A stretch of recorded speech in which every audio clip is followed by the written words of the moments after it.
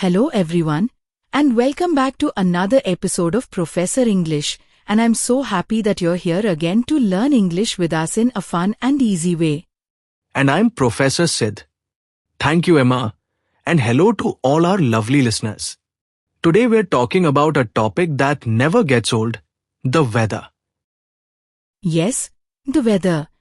It's funny how people everywhere love talking about it. I mean, even when we don't know what to say, we can always talk about the weather, right? Absolutely. It's one of the easiest and friendliest topics to start a conversation. You can talk about the weather with your friends, with a shopkeeper, or even a stranger on the bus. It's a great icebreaker. I like that word, icebreaker. It means something that helps start a conversation, right? Exactly. Talking about the weather is the best icebreaker in English-speaking countries. Imagine you meet someone new. You can say, "It's such a lovely day, isn't it?" Or, "Looks like it might rain later." And just like that, you've started a friendly conversation. That's so true. Actually, sometimes I hear people say things like, "It's a bit chilly," or "It's quite warm today," and I wonder why they don't just say cold or hot. Good question, Emma. English speakers often use soft expressions to sound polite and natural. When someone says, "It's a bit chilly," it means it's slightly cold, but not freezing.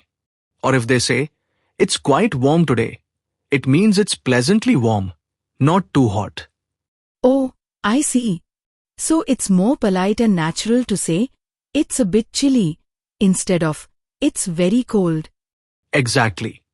It sounds more friendly and conversational. That's really helpful.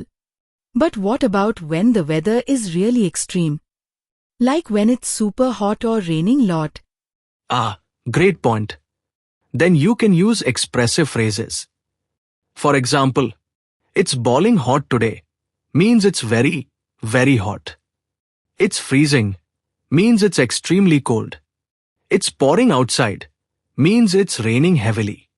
"It's so windy, my hair is going crazy" means there's a lot of wind. My hair is going crazy. I love that one. I'm definitely using that the next time it's windy. Yes, that's a fun one.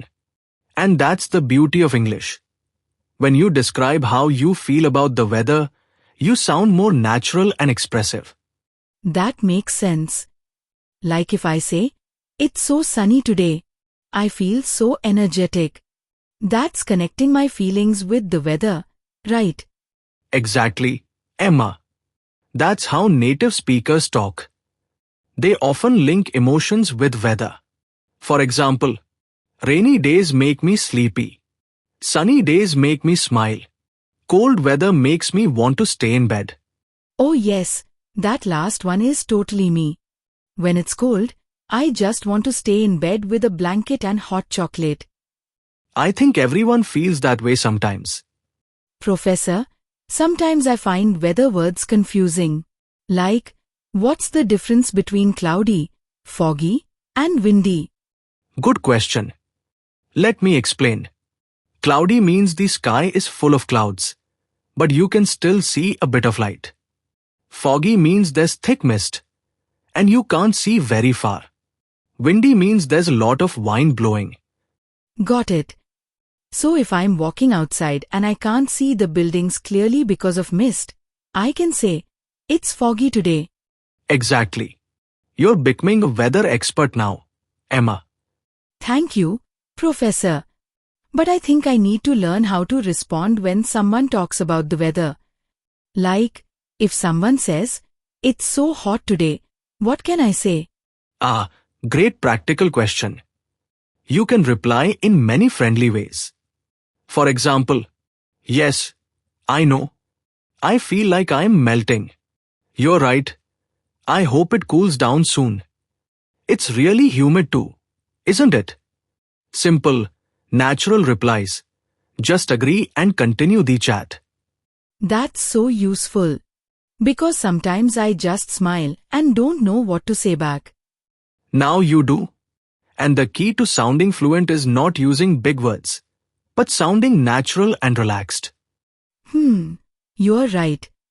Sometimes I try to use difficult words, but simple ones feel more comfortable. Exactly.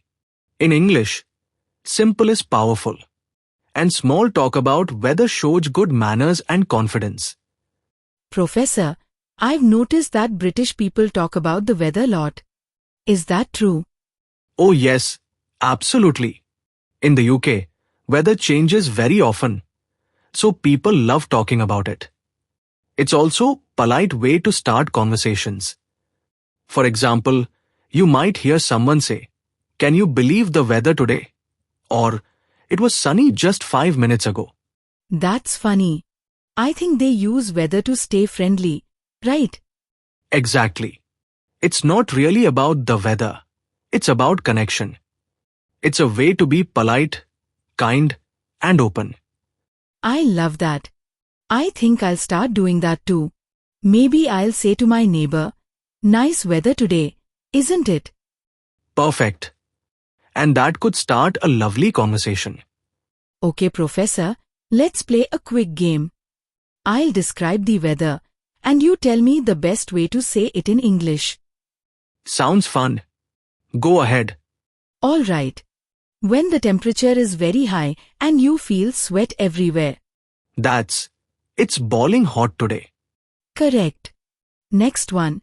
When the sky is dark and it might rain soon.